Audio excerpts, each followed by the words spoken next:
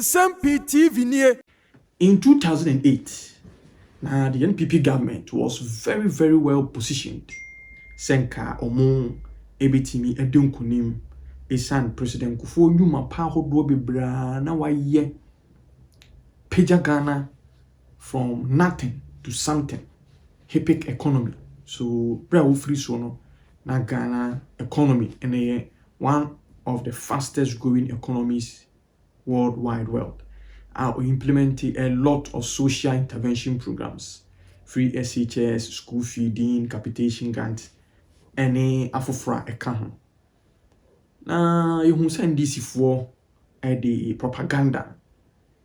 A tro, a 10 year, a say Ghana for bibri again, and I feel so MPP now can so complacency kakra on the part of their campaign machinery, and I feel so more grassroots base.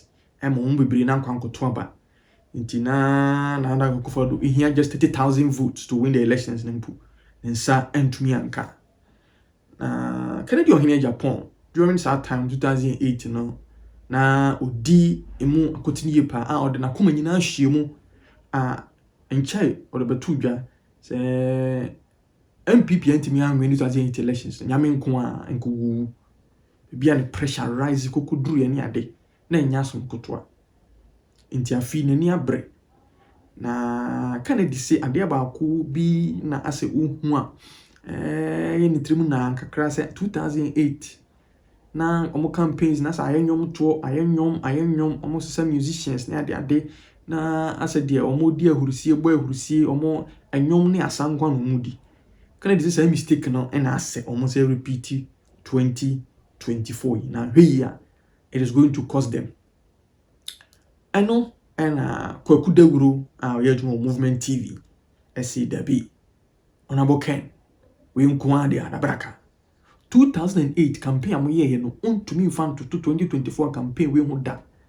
There has never been a time an NPP presidential candidate SC form at all 275 constituencies in Ghana. Ako form aye meet and greet achia jumfo ma mrantie mabawa nkokora mrewa ako piem awa nanoma tena nkonwa so ye no omadi nkomo ahia asofo mpanimfo nkramufo mpanimfo ye nananom omugo nsa o say there has never been any campaign like that. Dr. Bawumia campaign we eyedu twem ebisi da. Even the opposition no omo pepa wanumpo no omuntumi nya campaign sa policies and programs so oma chechire mu fine and trickle down to the ordinary Ghanaian and be anim say we and Bawumia ba also obeye bepere wo hompa wa hyase dada oye eno achi no Kwaku Dawuro se wasa chem na po eye ne campaign ono so constituency Samira Bawumia ye ne campaign wow kana Japan onso the campaign bia hye onsa onso wo ye wo de bo achechire matien ya kon so ye ne de eti TNT and Kennedy at this crucial time. Oba two way atum abe generative discourse ebe yi ni padwene every campaign chinchirincha alaje Obama aye Kwaku Dawuro si anyom no obiya bobi NDC fo bobi Bawumia bobi wow kana Japan yo campaign we baby abedu bi ya boma obiya wo ni master obiya wo ni master ba ifu okura wo master Kennedy ya Japan wo master ni nyina ya boma inti DNT na oba be kasa asem we ma Ghana for the we aba be topic yentie said yen komodi die no Kwaku Dawuro isidi no Machiano no beti ase madam asime who say I say honorable Kennedy Japan say NPP for the musicians start to say 2008 inti NPP for should be careful. Look, I am telling honorable Kennedy Japan today say campaign na NPP for again this year no we have never seen it before. Even 2008 2016 NPP position no NPP anya campaign sa to the bia onya onto ne boase what I say because campaign ni pay ye crofo nam fam Dr. Bawumia na mudwom Dr. Bawumia ni artist band the stage so 2008 Omunse presidential candidate be AC from Ruadum ewura nkrofo afiem extra true eye campaign eno kula de maybe ani mu nso NDC for Chrome position crown artist for to new stage so. NDC position artist for to new stage so. It is MPP you artist in so omo ye omo hwasi wo omo so MPP for associate with the party. It's all koye program baby. Na obi tse kwabra obi tse no aba no so Samini ana seed no so beto nyumu a eno no kire se eno no from so be ne wo ho ana homa me ko ana me ye no edoso ya omunya abotere kakra o kere Japan MPP for was mebre ba bia campaign that do no we won't allow some of these things because on may we now on send a certain message to the ordinary Ghanaian. Please, with all due respect, point one, we don't do this. But your campaign that do know, you do crucial moments about 37 days to election. Yeah, Casamira Namudum and Rasamira Cotton and Pinamano Peme Sano, Senatinaman Draw Cotton, Moyan Comam Crack, no, I'm not make a crack. I didn't know you Samira, a large garba, Monsan Cramame. I'm not good father Namha, eh? Naponamha. Say national chairman. Oh yes, on our network. Obianemu. Campaign we have never seen it before. Look, 2008. Na man panic for 2 kwankwa. 2008. Man panic for 2 kwankwa. And not the president of the republic. Oh yeah, campaign. I don't campaign. Ya bonyum obia with the master and the man na was and then don't caso munya onomu na so dia now you say na do baby okobia or your campaign or cry or more no commission bibia yes but the big and ejama in Japan yes so so your campaign wonam fama wo your campaign but then Sydney MPP ni Samini MPP ni obonyum ma party the campaign it said Dr. Bawumia eko baby ko kasa na say Samini betonyo nyumu a wabama se mfanye campaign eno ye boni BC da dolo ya rapon no ya pon ya present patcho ye nye last row na onim ayi NDC4 e ka for wuti e beto aba hon eno mo so mpeso mo kotena ayi majority side and abamba be more 30 seconds 30 minutes and no moko tena ho no moko tena ho we no mo fi say John Mahama person be 4 years e wo Ghana ha na John Mahama 4 years no wonya nti no moko tena majority seat ni so for okay 4 weeks pe okay na 4 weeks no mo tena one day nti John Mahama dey worry all right so 024 achekakra I feel the no is about one of the most difficult to predict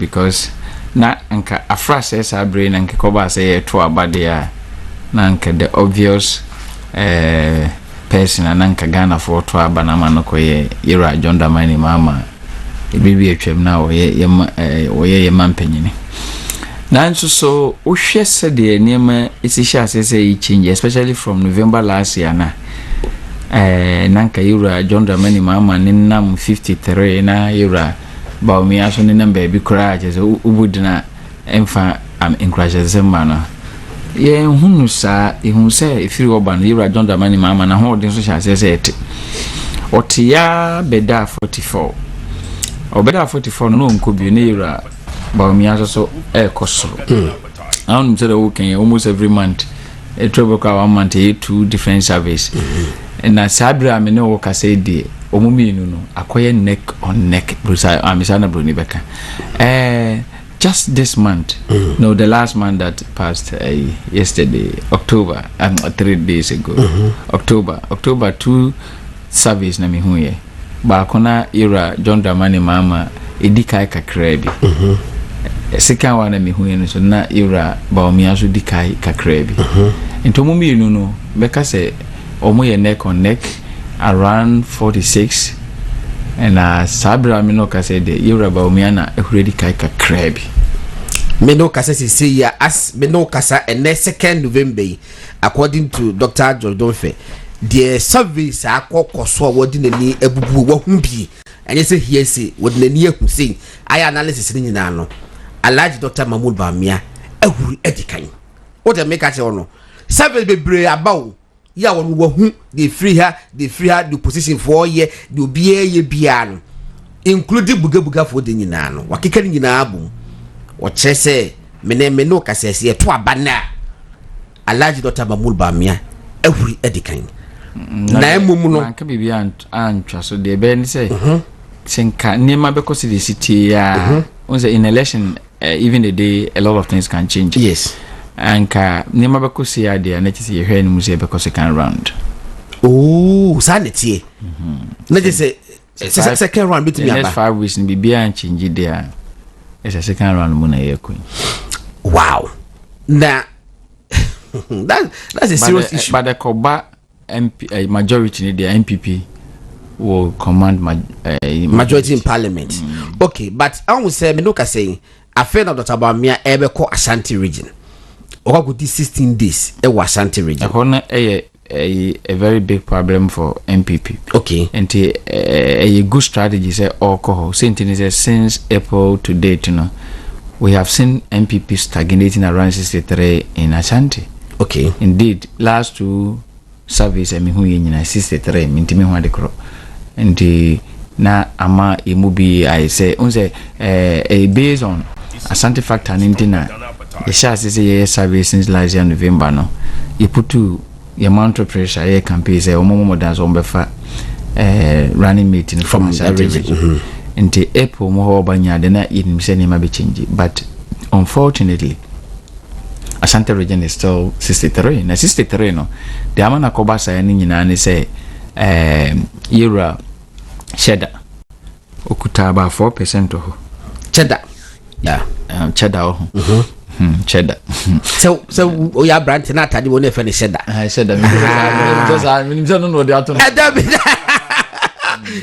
Cheddar. Aja was o de pobe kuma say wa kama ye obi timi gi sa asem ni di o ma gi ati na Ghana nya nsem ni anka de Yura John Dramani Mahama be president ono kwa ndi nipa be se be 44-45% say on sa me president ye nsem ni a anka o de questions bi a se bi wabusa questions ya wabusa I say obi aso ada no sorry oh sorry I mean questions living no one was on that was you be me chance that is one kind you have experienced the dream was a pharaoh so that no also obi me chere that na say no munya nipa ko pemi say dey ko fa Moses by so and Yura John Dramani Mahama my questions was yesterday that na also that say be president na obi na be chere say ma.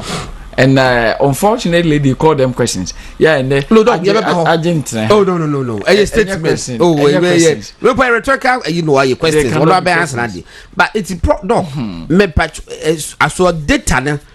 Ashanti region no still na no. Ajuma was Ashanti region. Ajuma ho pa 63 na da ho ache. Nti sa cheddar yeah nana bidiako yes nana bidiako nana bidiako dodo nana bidiako ne 4% na wonya no ne Yura alancha matenzi abe ono so first na nko nem 2.7 ho wa Ashanti about 1% na 1% ne cheddar ne die se makane ye yeah cheddar de baby oda na oda okay baby oda na oda we the last 3 months he's been hovering around 4% na and Ashanti region na Alan what 2.7 on is what equal 1 and fanto agent and is okay here 5% na esenke no so unfortunate thing about the whole thing is say nkofo na omo twi friend PPD nyina no twi friend PPD omo to about 2020 obuso omo so to ma MPP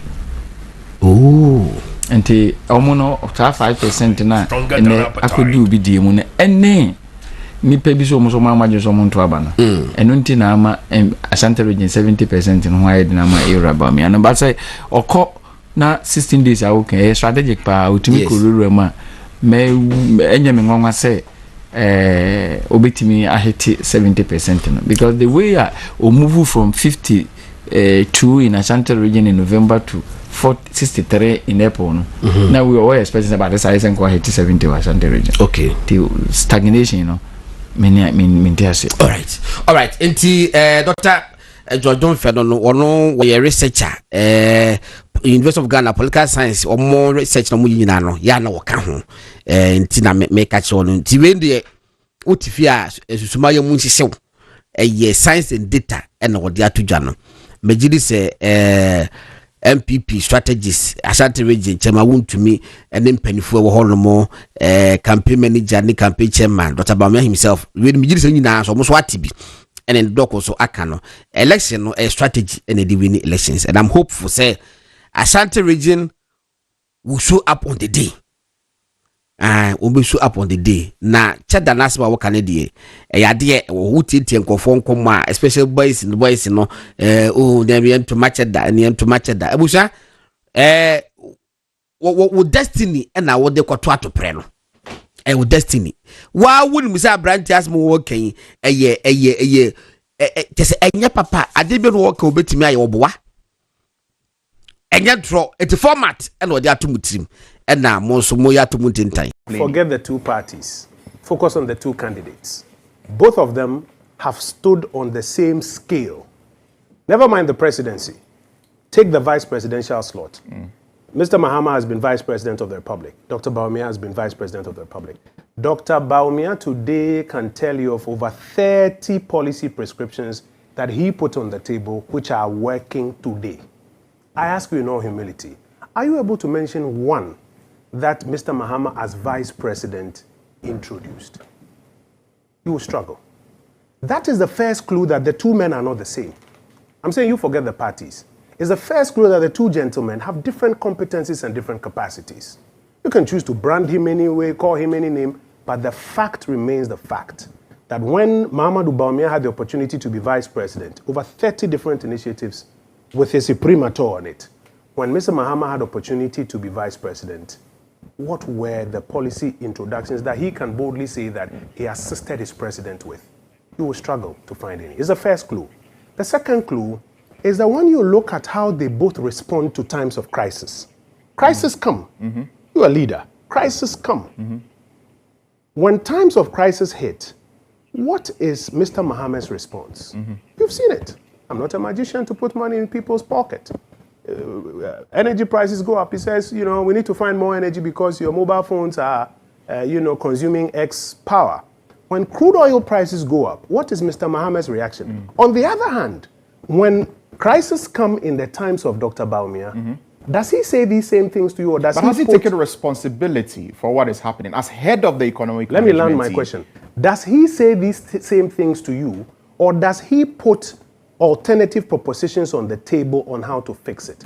I think it's clear. There's one who, when crisis comes, will tell you off. There's another who, in humility, will prescribe an opportunity. And if he has a way, if he has power in his hands, he will implement it. Has he taken responsibility for the economy? He has taken responsibility. Because people say, I mean, he's taken, credit for all the good things that have been done, digitalization and all of that. Why is he talking about cost of living? The economy and all of that, he seems to be running away. And he's head of the economic management team. Why is he talking about cost of living?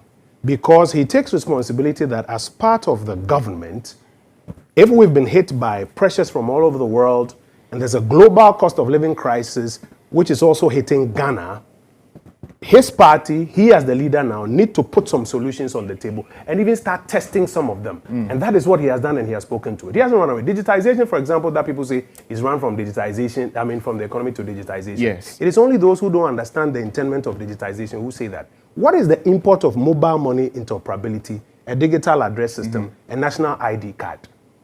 It is to ensure that you have a formalized economy, so that jobs and businesses and access to government services. So is the vice president taking responsibility for where we are?